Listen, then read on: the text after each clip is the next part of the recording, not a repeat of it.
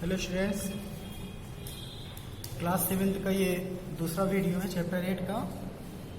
इसमें हम डिस्कस करेंगे कि सॉइल कितने टाइप की होती है। नॉर्मली जो सॉइल को डिवाइड किया जाता है वो उसके कंपोजिशन के बेस पे कि उसमें किस चीज़ की परसेंटेज ज़्यादा है। सैंड की परसेंटेज ज़्यादा है कि क्ले की परसेंटेज ज़्यादा है कि ह्यूमस की परसेंटेज ज़्यादा है कि अदर पार्टिकल जैसे सिल्ट है और भी जो है कि उनकी परसेंटेज ज़्यादा है। तो जब हम डिवाइड करते हैं सॉइल को तो 3 टाइप की सॉइल पाते हैं। एक है सैंडी सॉइल, दूसरी है क्लेई सॉइल और तीसरी है लोमी सॉइल। हमने यहाँ पूरा इसको मेंशन कर दिया है और इसको 1 बाय 1 डिस्कस करते हैं। सबसे पहले है clayey soil. Clayey soil means Sandy soil. पहले है सैंडी सॉइल, नाम से लग रहा होगा सैंड। तो ऐसी सॉइल जिसमें सैंड का कंपोजिशन बहुत ज़्यादा होता है, नियर अबाउट 60% सैंड पाया जाता है, उसको हम कहते हैं सैंडी सॉइल। अगर पार्टिकल्स की बात करें, जो पार्टिकल्स पाए जा रहे हैं यानी सैंड जो पाए जा रहे हैं इसमें वो कितने mm के होते हैं, तो 0.2 से लेकर के 2.0 mm तक के पार्टिकल्स पाए जाते हैं इसमें। और इसके अंदर एयर रिटेनिंग कैपेसिटी ज़्यादा पाई जाती है लेकिन वाटर होल्डिंग कैपेसिटी ये कम पाई जाती है। यानी एयर इसमें ज़्यादा जा सकती है। आप देख सकते हो अगर बालू रहेगा, सैंड रहेगी तो एयर तो ज़्यादा जाएगी लेकिन वाटर को वो होल्ड ज़्यादा नहीं कर पाता। तो एयर रिटेनिंग कैपेसिटी ये ज़्यादा पाई जाती है लेकिन वाटर होल्डिंग कैपेसिटी ये कम पाई जाती है। और अगर बात करें इसमें प्लांट ग्रो होंगे कि नहीं, तो नहीं, नॉट सुटेबल फॉर प्लांट। ये प्लांट के लिए सुटेबल नहीं है। बट कुछ प्लांट ऐसे जिनको ग्रो करा सकते हैं, जैसे कैक्टस आपने देखा होगा, डेट, पाम, ये कुछ ऐसे प्लांट हैं जो इस प्रकार की मिट्टी में ग्रो हो सकते हैं। तो सैंडी सॉइल क्लियर हो गया। क्लेई सॉइल, नाम से लग रहा है क्ले, तो इसमें 2/3 पार्ट तो क्ले ही होता है। अब मिट्टी में देखो एयर रिटेनिंग कैपेसिटी कम होती है। मिट्टी अगर वो क्ले के फॉर्म में है तो बहुत ही पास पार्टिकल होते हैं, तो क्या होता है वाटर तो बहुत होल्ड कर लेगा। आपने देखा होगा मिट्टी में पानी डालते हैं बहुत सारा वाटर होल्ड हो जाता है, तो वाटर होल्डिंग कैपेसिटी तो बहुत पाई जा रही है बट एयर रिटेनिंग कैपेसिटी इसमें कम पाई जाती है। एयर इसमें कम जाती है। इसमें मिनरल्स बहुत पाए जाते हैं बट प्लांट के लिए फिर भी गुड नहीं है। हाँ, अगर हम चाहें तो पानी की मात्रा बढ़ा, क्योंकि पानी इसमें कम सोखता है ना ये, तो पानी की मात्रा बढ़ा के इससे पैडी वैडी इसमें ग्रो करा सकते हैं।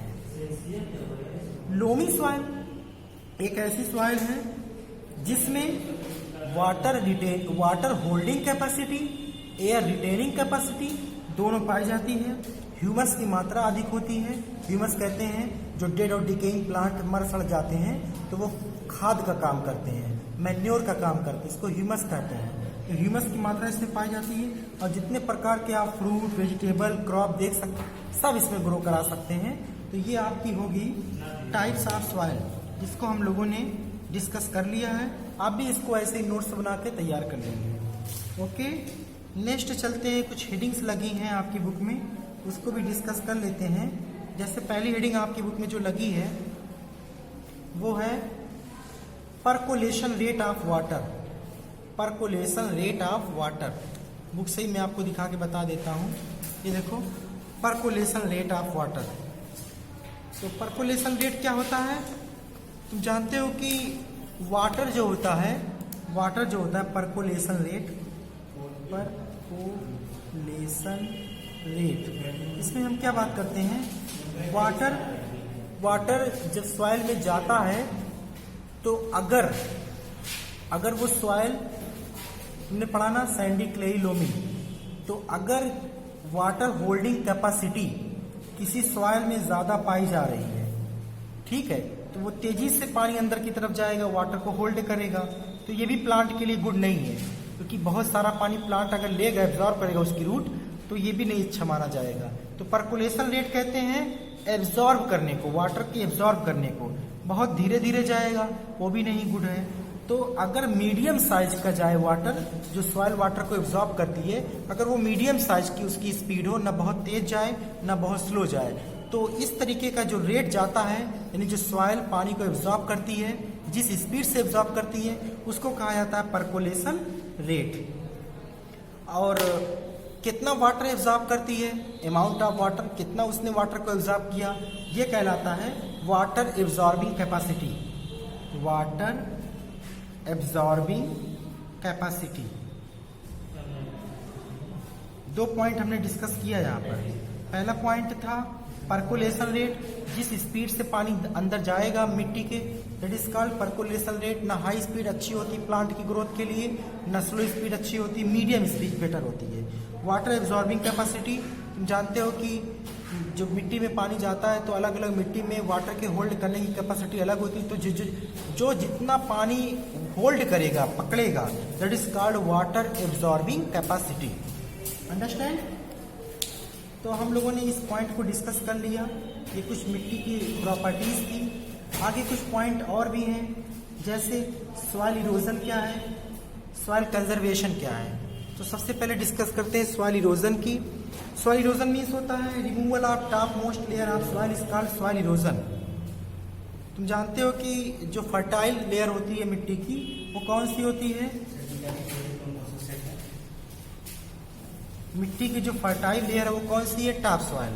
टॉप सॉइल जो होती है वो सबसे फर्टाइल सॉइल होती है, लेकिन कुछ रीजंस की वजह से ये टॉप सॉइल अपने स्थान से हट जाती है। This is called soil erosion.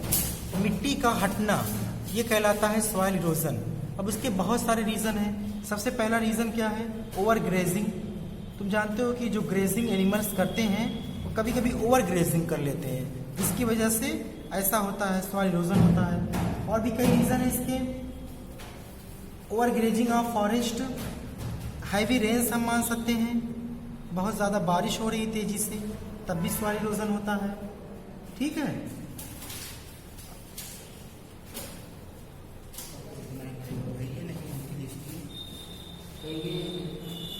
Video बना रहे हैं।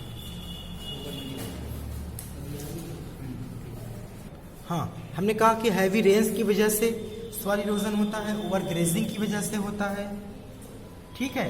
विंड की स्पीड अगर बहुत ज़्यादा है, आंधी कह लो, तूफान कह लो, जिसकी वजह से भी सॉइल इरोजन होता है। तो हमने देखा ना कि सॉइल इरोजन कहते हैं कि टॉप मोस्ट लेयर जो कि फर्टाइल है, जिससे प्लांट ग्रोथ होती है, प्लांट ग्रो करते हैं, अगर वो अपने स्थान से हटेगी तो उस प्रोसेस को सॉइल इरोजन कहते हैं। ठीक है। अब एक नेक्स्ट हेडिंग है एफॉरेस्टेशन और डिफॉरेस्टेशन। देखो, और एक तीसरा होता है रिफॉरेस्टेशन। एफॉरेस्टेशन,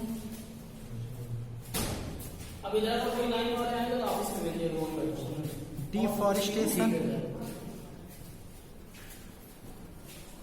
और होता है रिफॉरेस्टेशन। देखो, सबसे पहले F, deforestation, cutting down of plant और ट्री और फॉरेस्ट इज कॉल्ड डिफॉरेस्टेशन।